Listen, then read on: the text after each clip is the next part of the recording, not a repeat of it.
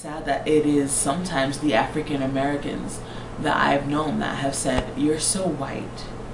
What does that mean? Does that mean that I can't be African American and smart? Does that mean I can't be African American and ambitious?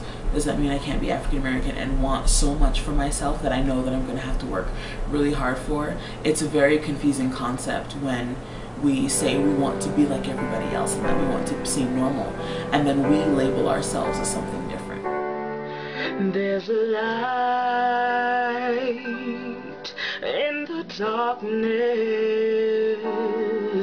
though the night is black as my skin.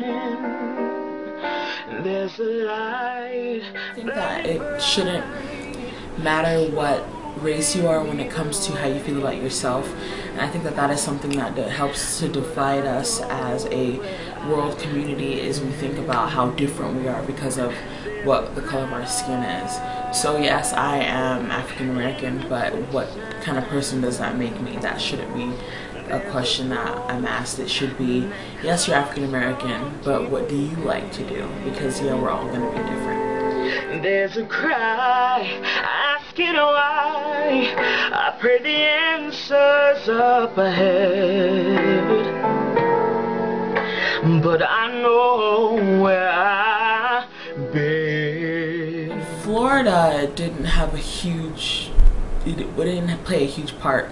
I mean, even at school, being a musician and stuff like that and being involved in school activities was interesting because I was a black girl involved in school activities, and most of the African American kids did not get as involved as I did. Being in Rexburg at college throws me into a whole different pool because I am very different from the people that occupy this environment, this community. So everything I do is kind of a way to prove to those that are unaware that African Americans are normal, that we have righteous desires, that we are as ambitious as anybody else.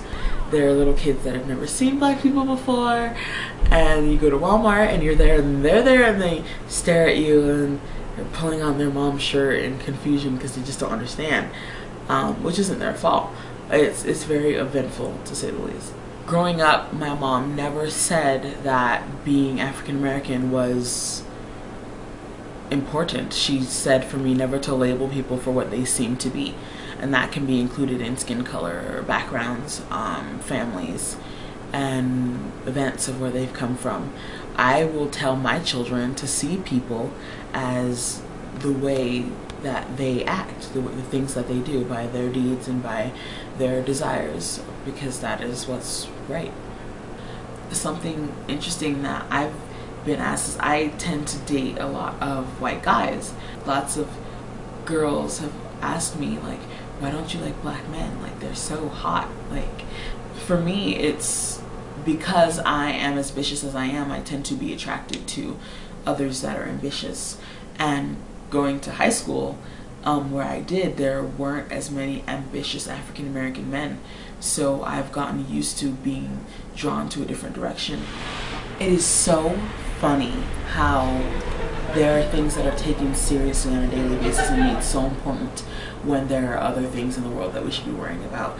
Like, to say, if there's a black girl but she's a lighter skinned black girl than I am, then she may be seen as prettier than I am because I'm darker.